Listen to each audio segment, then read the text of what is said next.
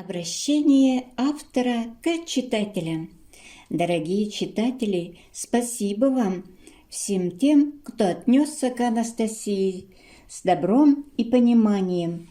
Я и предположить не мог, что она действительно будет способна вызвать столько чувств и эмоций.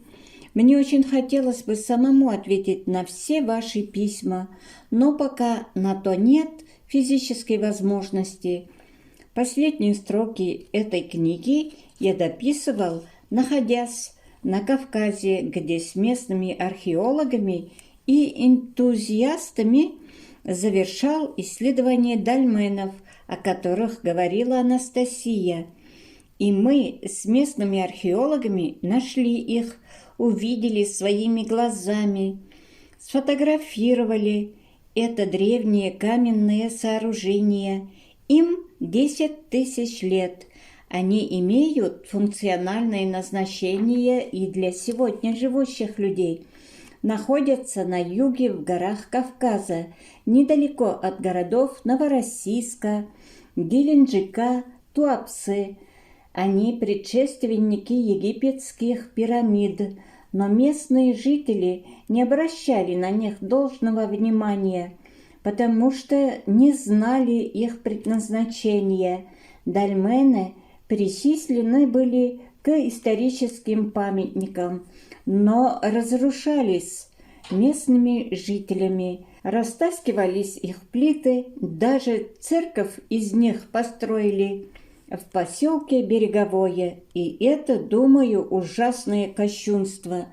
Может быть, поэтому и были зверски растерзаны на Кубани 40 священнослужителей в наш революционный период, по одному за каждую плиту дольмена. Люди растаскивали эти плиты, не зная до конца, что это такое. Теперь, когда Анастасия рассказала о них, думаю, все изменится.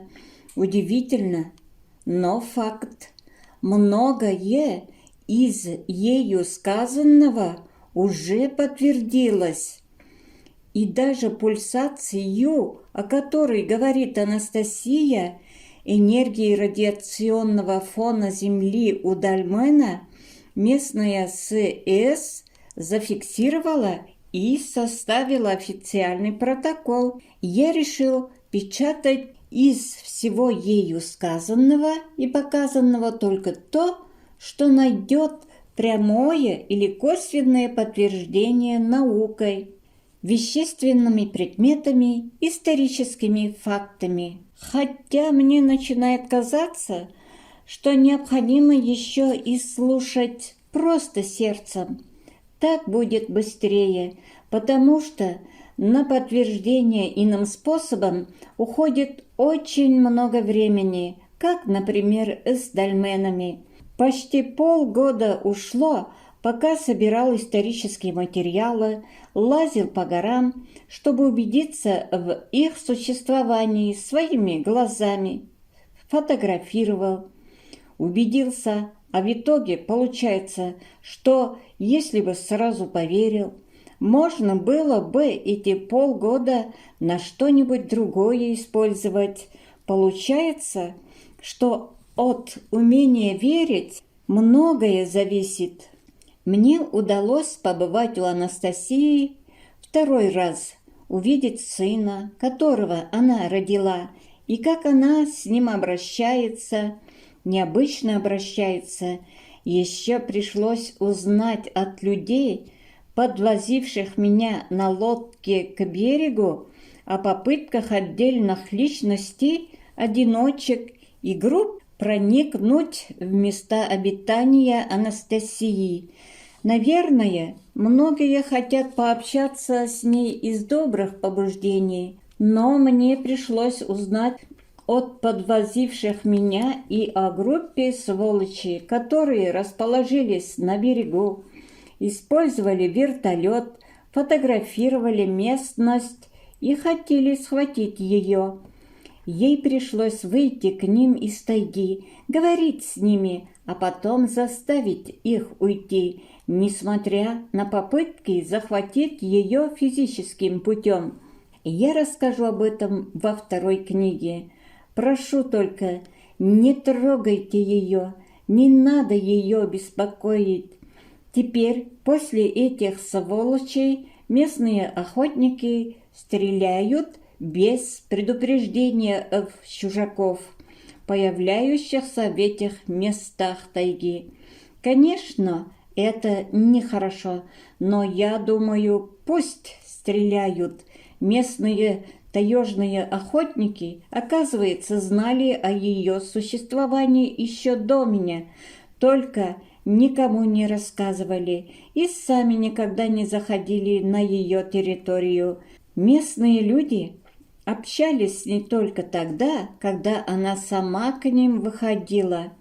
Меня стало мучить сомнение, зачем я рассказал о ней, да еще местность не скрыл, особенно в первом издании книги, и фамилии людей, и название теплохода, на котором ходил, не изменил.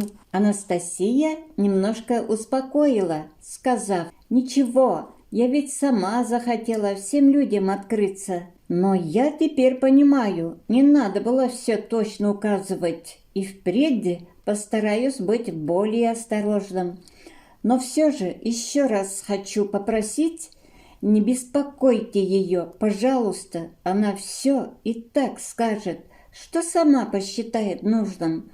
Не надо убивать ее так, как мы убили уже одну таежную семью Лыковых, о которых писал В. Песков в «Комсомольской правде» в статье под названием «Таежный тупик». Насколько я знаю, теперь осталась только одна Агафья, которая умирает от рака, беспомощная, вывезенная из тайги. Надо же, как получилось!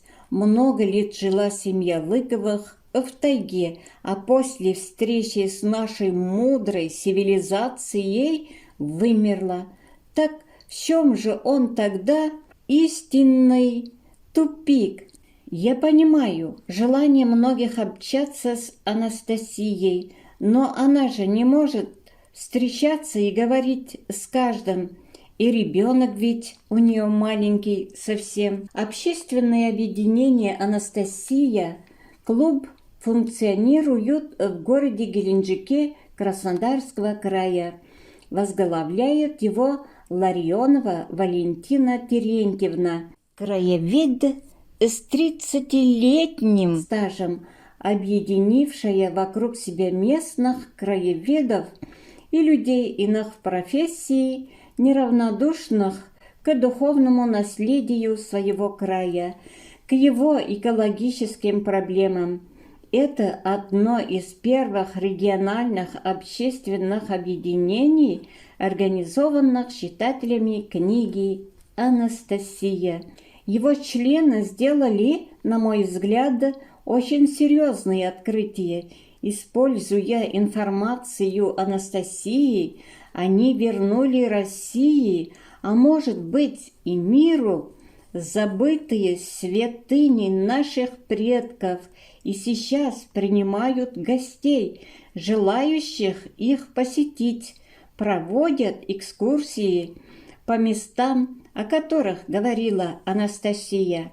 О Геленджике Анастасия сказала: «Этот город мог бы быть богаче Иерусалима и Рима, но по причине забвения первоистоков его правителями этот город умирает. Я думаю, что не правители мирские, а разбуженные Анастасией души простых людей восстановят этот и другие города и поселки».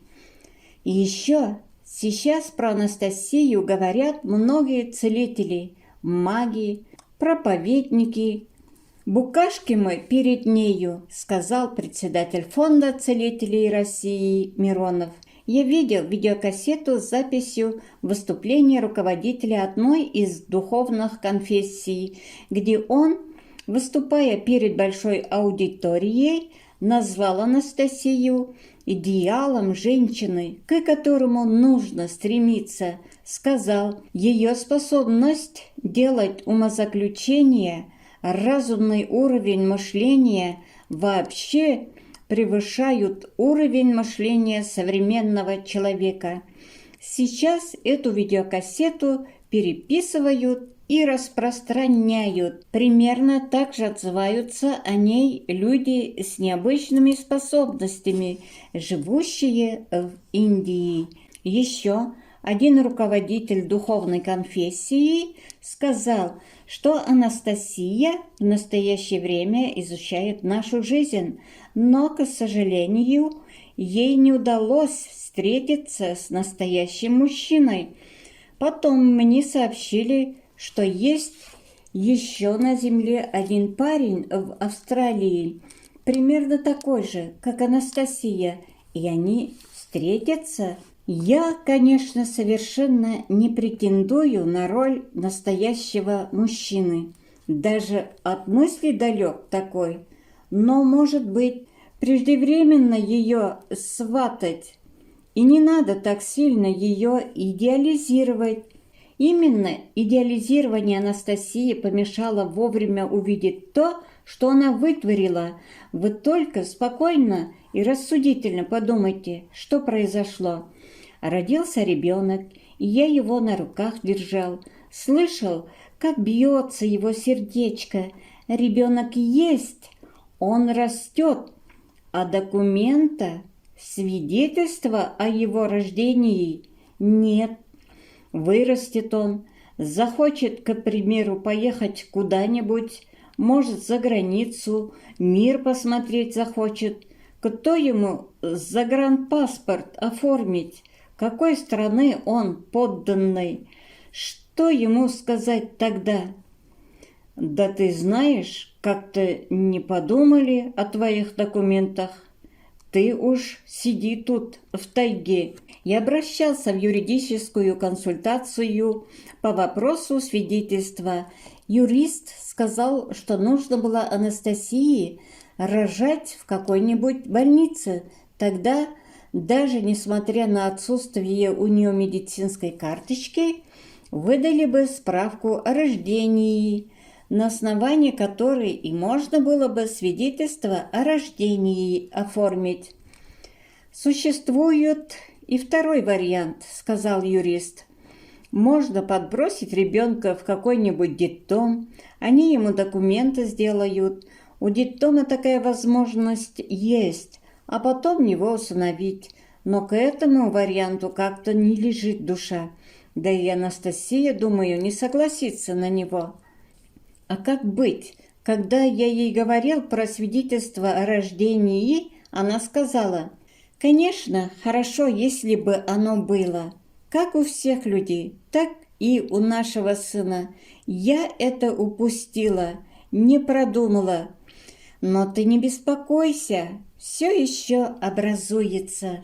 Заметьте, я это упустила, не продумала. Вполне возможно, она еще чего-то наупускала, не продумала раньше и способна сделать это в будущем. Следовательно, нельзя полагаться полностью на выстраиваемые ею планы. Думаю, нужно их внимательно рассматривать и где-то самому корректировать под нашу действительность. Еще говорят, что это за горе-предприниматель никак не может достаточного количества экземпляров книги напечатать. Да, пока не могу, потому что не продал ни одному издательству эксклюзивного права на издание книги. Не хочу, чтобы кто-то эксклюзивно распоряжался рукописью и делал с тиражами, что хочет.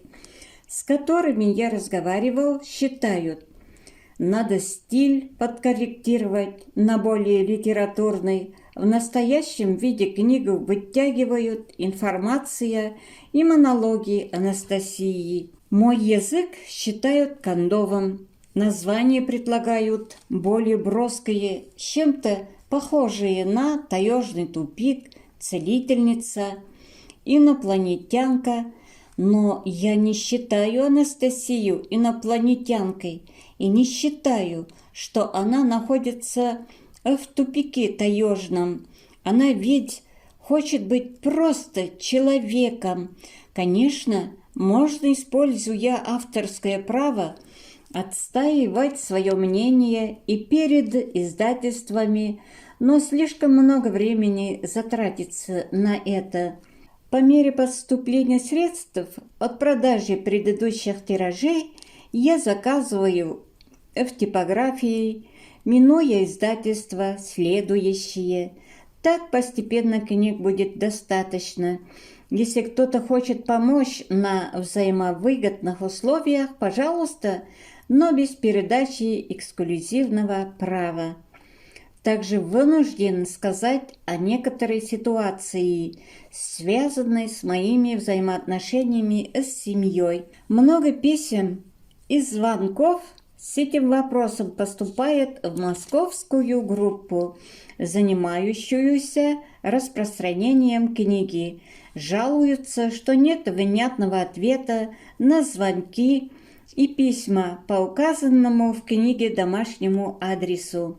Вернувшись из экспедиции, я сразу уехал из Новосибирска.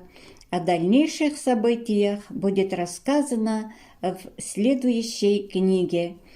Сейчас знаю, что моя фирма разваливается, и некому там отвечать. Я займусь ею и восстановлю после того, как закончу писать. С женой разговаривал только по телефону. Это сугубо личный разговор, однако прошу у писавших извинения за задержку ответа и отправку экземпляров книг. Сейчас там моя дочь Полина. Я с ней встречался, она все исправит, и впредь такого не должно повториться. Мы много говорили с дочерью, и она все понимает. Чуть позднее я планирую приобрести сотовый телефон, и тогда смогу больше общаться лично. Я обязательно отвечу на все приходящие письма и, может быть, смогу опубликовать их. Они достойны того, они о России, о любви, о светлых устремлениях. В них та энергия, о которой говорила Елена Ивановна Рерих в своей книге «Живая этика». Спасибо вам за такие письма. Но на одно письмо, на письмо 13-летней девочки из Коломны по имени Настя, есть необходимость ответить сейчас, как и другим таким же девочкам, уже написавшим и еще пишущим. Вот это письмо. Здравствуйте, Владимир Мегре. Пишет вам Шапкина Настя из города Коломна. Мне 13 лет. Я учусь в 7 классе. Я прочитала вашу книгу «Звенящий кедр». Анастасия. Мне она очень-очень понравилась. Даже не понравилось, это слово сюда не подходит. Звучит очень сухо. После этой книги на душе стало теплее и радостнее. Мне рассказывали про нее в больнице. Очень много. У меня серьезные заболевания. В больницу я ложусь каждые 2 месяца. И мне очень хочется выздороветь. И ваша книга была как лучик света среди всей этой темноты и бескультурья. Мне очень хочется встретиться с вами, а главное, с Анастасией. Вы не могли бы мне помочь? Сейчас вы, наверное, думаете, какая некультурная, какая наглая, но это не так. Понимаете, так устроен каждый человек, пока он не увидит собственными глазами, никому не поверит. Я даже не знаю, верить или нет. Мама не верит, да и все вокруг не верят. Это так фантастично, а все-таки почему бы и нет? Если честно, Я верила, я очень верила, но все вокруг говорят: сказки, сказки. Я запуталась, помогите мне, пожалуйста. Я думаю, вы очень смелый человек. Вы написали правду. Может быть, и не всю, но большую часть. Это уж точно. Что между вами и Анастасией было, что вы оскорбляли ее, а потом оказывалось, что она не виновата. Да много разного, и все же, мне кажется, нельзя так вот оскорблять человека.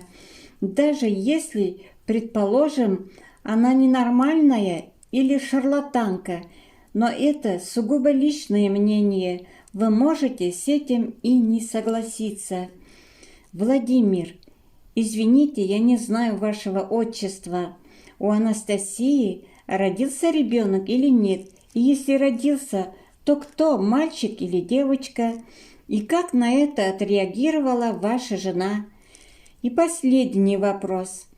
Вы писали, что дедушка и прадедушка Анастасии шлифовали кусочек кедра пальцами, но чтобы это делала Анастасия, об этом в книге не сказано. Вы это упустили или это так и есть на самом деле? Пожалуйста, ответьте мне. Я понимаю, вам такие письма мешками носят, но хотя бы 3 строчки. До свидания. Здравствуй, Настенька. Ты обязательно будешь здоровой, сильной, духовно и красивой девушкой. Я попрошу Анастасию, как только снова буду у нее, чтобы она тебе помогла. Правда, Анастасия своеобразно относится к исцелению. Она считает, что болезнь – это разговор Бога с человеком. Болезнь может быть предостережением или спасением от чего-то более страшного. И она показала мне такие случаи. Я расскажу о них потом в новой книге. Я попробую ее убедить, хотя она очень упорно отстаивает свои взгляды, утверждая, только сам человек своим духом и осознанностью может излечиться от чего угодно без отрицательных последствий. Постороннее вмешательство часто вредит. Настенька, судя по степени твоего восприятия, ты сейчас духовно здоровее многих, а это главное. Я начинаю понимать, что это действительно так. Что касается веры и неверия в существование Анастасии, окружающими тебя, отвечу словами человека на одной из встреч с читателями, когда мне в очередной раз задали такой вопрос, он поднялся и громко произнес: «Люди, вы держите в руках порыв вдохновения, клохочущую мысль, призыв и идею. Они у вас в руках. Что еще вы хотите? Кровь, мочу и кал для анализа. Без них вы никак обойтись не можете.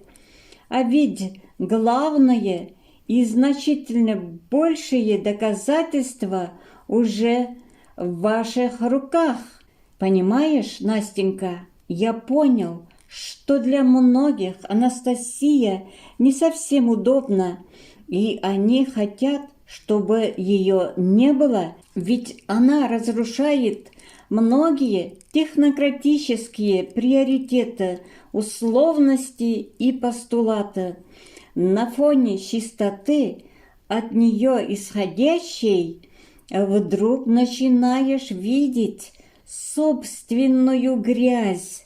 А этого не всегда хочется, ведь мы хотим считать себя такими хорошими, умными и совестливыми, что бы ни делали.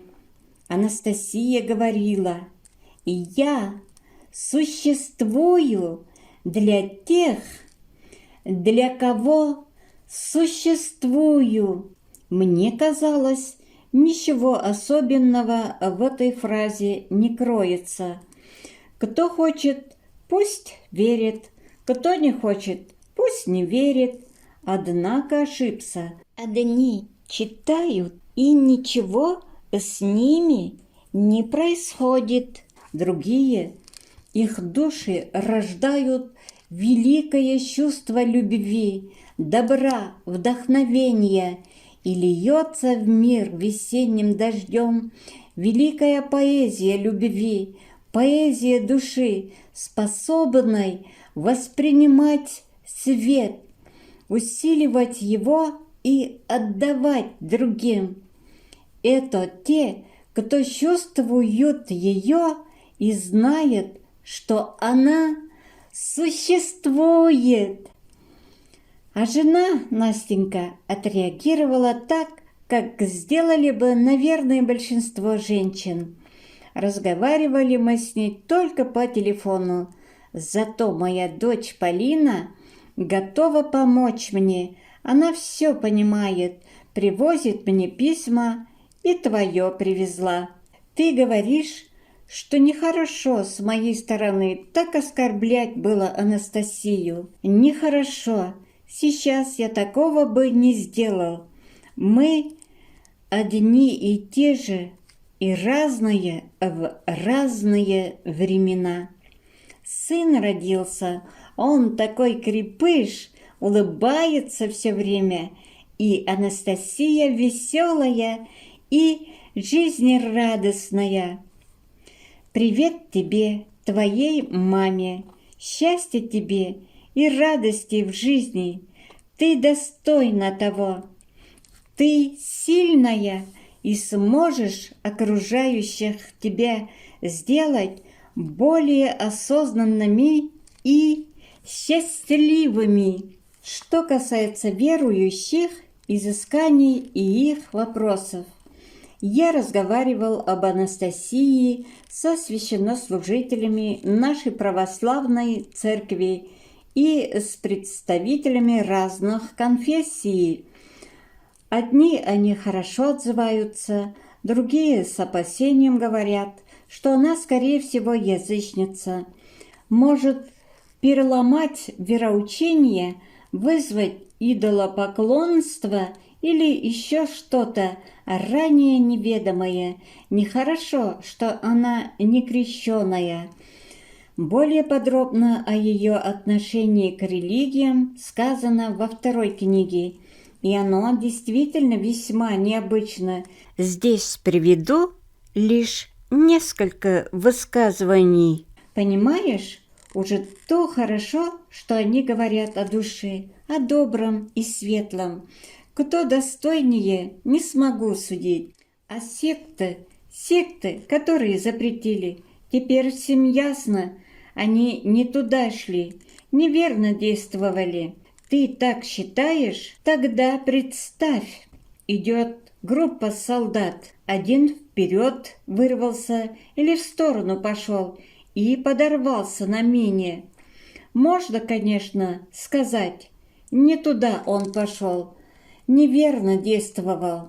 Но можно сказать, что тем самым он и спас других. Все же, какая религия тебе ближе, понятнее? Владимир, если бы ты никогда не видел и не разговаривал со своими родителями, то, наверное, был бы рад каждому, кто тебе расскажет о них, даже если немножко по-разному будут говорить. Где истина, ты сам можешь определить, разобравшись в себе. Ведь ты и есть потомок, дитя своих родителей. Но мне посредники не нужны. Ну, ладно, хватит о сомнениях. Есть весьма приятные проявления, все же сделанные Анастасией в нашей действительности. Больше всего я не верил, что она действительно сможет что-то там заложить в текст книги. Эти свои сочетания, ритмы, как она говорила, из глубин вечности. Но после выхода первого издания книги всего в 4000 экземпляров произошло невероятное. У многих людей были вызваны такие эмоции и чувства, что мгновенно посыпались стихи. Сейчас их уже много. Пишут просто люди, непрофессиональные поэты. Стихов столько, что можно издавать отдельный сборник. В московской группе, занимающейся исследованием феномена Анастасии, говорят, что ни в какие времена прошлого и сейчас в мире не существовало ни личности, ни образа, способного вызвать за короткий срок такой поэтический всплеск. Удивительно еще и то, что в первой книге почти ничего не говорится о вере, о России, а в большинстве своих стихов прочитавшие говорят о светлых устремлениях, о вере, о России. И мне кажется, очень вдохновенно говорят, и это меня успокоило относительно воздействия Анастасии, потому что в Библии сказано, как распознать плохое и хорошее лжепророка от несущего истину. В Библии сказано: «По плодам их о них судите». И если устремления Анастасии, ее сочетания вызывают такие светлые поэтические чувства, то это хорошие плоды. Я даже подумал, если так дальше будет продолжаться, то она точно сделает по крайней мере половину россиян поэтами, влюбленными в свою родину, землю, окружающую природу. Я рассортировал стихи на несколько стопок по принципу от неизвестных авторов, от военных, от людей, поставивших свои подписи, от чиновников. И знаете, что такая сортировка показывает? Зря мы иногда начинаем делиться в обществе, обвиняя в своих бедах отдельные категории людей, предпринимателей, военных, чиновников. У всех одинаково бьются сердца. Среди всех категорий есть люди, искренне стремящиеся к светлому, доброму. А беды свои каждый сам, наверное, и производит. В этом издании книжки я решила опубликовать из каждой стопки по одному стихотворению. Лучик Анастасии.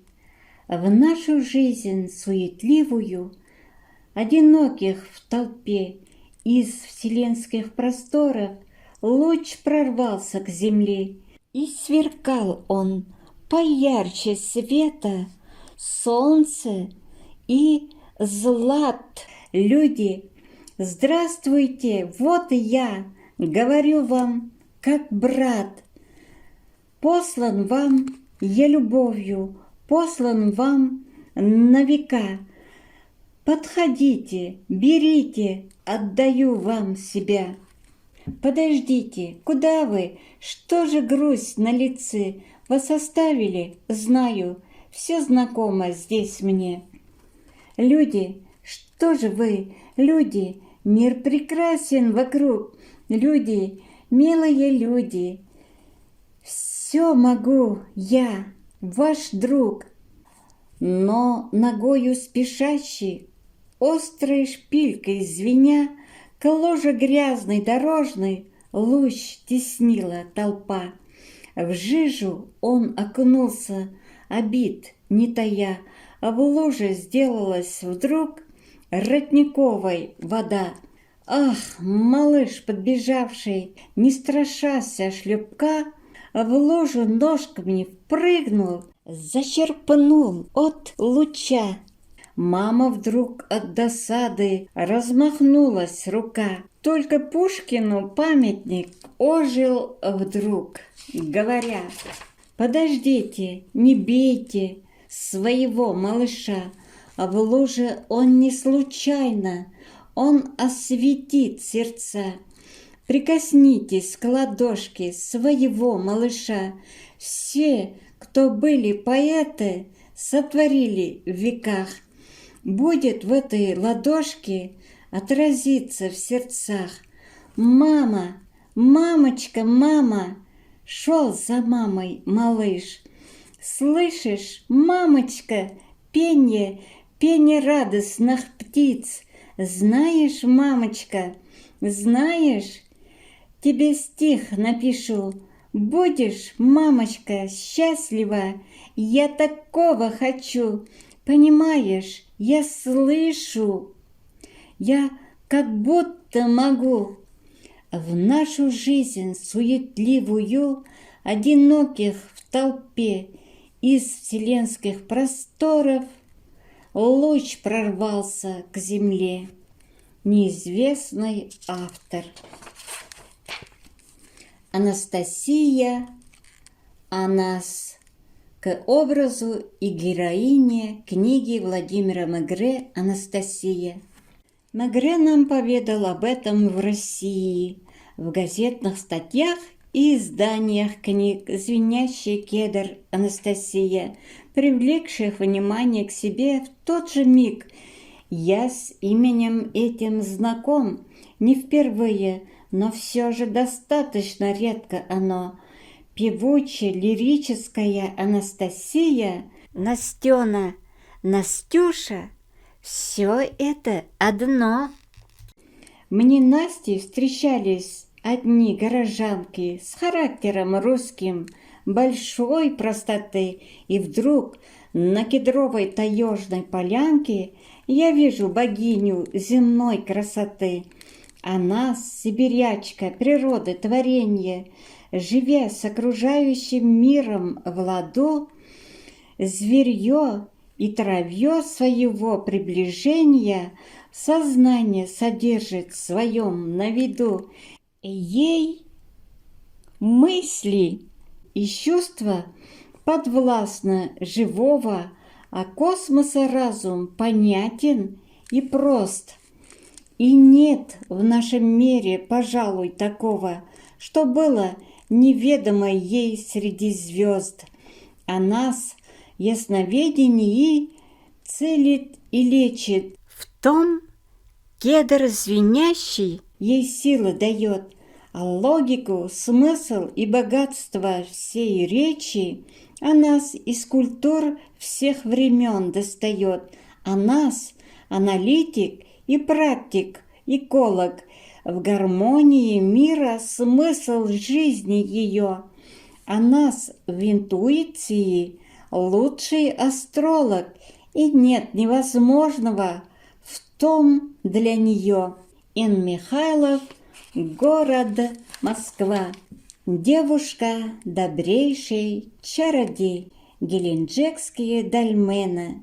Годы вспять, время нам окно приотворило, чтоб просторы вечности понять, оценить, прочувствовать, узнать, через свет добра в просторах синих, свой предел порог перешагнув, я приду к тебе, Анастасия, вновь родившись, глазом не моргнув. Ты цветок сознания и воли, мощь в тебе из кедровых лесов, а еще из дум таких волшебных, что поверить запросто готов всякий зверь и птица, муравей, и мурава-травушка, и змей, девушка, добрейший чародей, переполошившая людей. И сегодня от твоих идей льется свет на землю все сильней. О, ты, Вяльшина, город Геленджик. Любовь Анастасии, женщине моего любимого. Помолюсь за тебя, ты любима, моего любимого женщина. Им желанная, будешь счастлива, как хотела я. Береги его, сильного, слабого, смелого, береги его, безрассудного, моего любимого, береги. А мои промелькнули денечки, словно танцем хмельным обожгли, и пошли от прошлого годочки. Ножки сына уже пошли. Самый лучший твой папа, самый лучший. Это я не успела раскрыться. В жизни так, сыночек, случается. Другой женщине вдруг удивиться. Обласкает вас ветерок весны и расскажет мне листьев шелестом, как тепло ему и как радостно и от рук твоих, и от губ твоих. Не посмею я отвлекать его от тепла твоих глаз и нежности, а не хватит их, лучик солнышка, я направлю вам, отведу беду. Пролетят года, в ночь ненастную жизнь покажется вам пустой. Я к земле звездой догорающей разгоню в душе мрак ночной, и успеть смогу, чтоб с тобой не была любовь увядающей. Помолиться за тебя, любимая, моего любимого женщина. Неизвестный автор. К Анастасии. Я посвящаю женщине стихи. Военный, летчик, я не мог поэтом быть, но сердце вспыхнуло, все обожгло в груди. Анастасия, не в защите, я не могу вас не любить. Ваш образ, трепетный порыв, сильней взревевшей перегрузки, отказ приборов, где видимость через мгновение взрыв. Но образ ваш луч мелькнул, оставил жизнь на крыльях узких. Одно мгновение, лишь одно, мечтал, когда шасси земли касались, травинкой маленькою стать, к которой пальцы ваши прикасались. Неизвестный автор. Звенит, звенит кедровый бор. Владимиру Мегре посвящаю. Пахнуло кедрами Сибири, смолистый запах у лица, и в пол земли таежной шире тайга, как песня без конца. Здесь кедры стражами покоя энергию земли хранят, для светлого души настроя звенят и людям говорят. Среди нас живет Анастасия в духовной чистоте лесной. Здесь сберегается Россия душевностью людей святой. Она шлет мысли, дел призывы, божественный высокий путь. Велеса, Кришны, Рамы, Шивы, Христа, Аллаха, Будды, суть. Светлые мысли, логос звездный в России древней чистоте летят метелицей морозной, зовут идти к души мечте. Для всех идущих существую, все силы светлые со мной, и пробуждение тем дарую, кто к Богу не стоит спиной. К Руси святой склонись в поклоне, к богам родным, кто нас творил, в кедровом неумолчном звоне, кто свет, любовь боготворил. Так повернитесь, россияне, душой внимайте небесам. На реках Оби, Лени, Яне живет России Божий храм. Взойдите ж на дороги света, на КСП высокий путь, ждем ваших целей, дел ответа, к родным богам, чтобы Русь вернуть. Энергией космоса хранитель, звенящий кедр в тайге, тех ждет, кто любит Русь, как Бог-спаситель, кто сердцем для других живет. Будь в мире и в любви к природе, живи по совести, без лжи, черпай свет мудрости в народе, другим путь к свету укажи. И тех зовет Анастасия мою энергию принять, чтоб силы светлые, благие смогли идущим помогать. Зовут всех кедры в путь надежды к божественности, красоте. Проснитесь, люди, откройте вежды и в путь к другим, к души, мечте, подвижникам, всем пробужденным открыт космический простор, идущим ввысь объединенным звенит кедровый бор.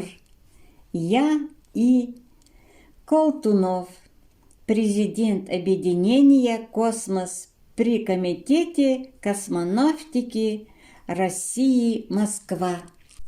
Две богини, благословить немым укором на мой позор не приходи, ты ни рукой, ни тайным взором не снимешь крест с моей груди, и не спугнет приземный крик души небесного смятения, не проклянет священный миг ума и чувств переплетения. Все в мире есть лучи и грозы, огонь любви и пальцев хруст, пожар и пепел, кровь и слезы, есть ложь ума, но правда чувств. И станет горьким дикий мед, с полыни сладости не будет, ханжа земного не поймет, мудрец загробное осудит, и оживут в небесной сене рассказы, письма и цветы. Пока я жив, есть две богини, моя поэзия и ты. Но не унись, стихи, да тайна, им никогда не умереть. В стихах ты вечно, мы же случайно, как зарождение и смерть. Г. Паутов, физик, Краснодар. К предпринимателям от автора. Попытка организации сообщества предпринимателей России на определенных принципах духовности показала явное стремление счастья предпринимателей к такому единению. Информация о нем была распространена в Москве. Более широкое распространение по России требовало значительных затрат. Их отсутствие и, следовательно, срыв съезда создали тупиковую ситуацию. Планы Анастасии стали казаться нереальными. Однако при второй встрече она сказала, что нет никакой тупиковой ситуации, просто не нужно было нарушать последовательность. Сначала должна была появиться книга, которая распространит информацию, предотвратит зависимость организационных начал от власти финансовой. Разрешился еще один вопрос в ходе второй встречи. В Москве была организована инициативная группа по созданию сообщества, но нам никак не удавалось решить, кто и по каким критериям должен производить отбор среди желающих вступить. Анастасия же заявила следующее. Душевный порыв, стремление к такому единению являются главными оценщиками достоинства. Никто не вправе преграждать путь тому, в ком появятся они. Оценка прошлых достоинств значения не имеет, ибо самый достойный вчера может сделаться самым недостойным сегодня. И наоборот, впоследствии, когда вы совместно сможете определить критерии для оценки достоинств, следуя возникшим в вашей душе порывам, сможете выработать и условия соответствия членов сообщества. Ответственность за нарушение последовательности лежит, конечно же, на мне.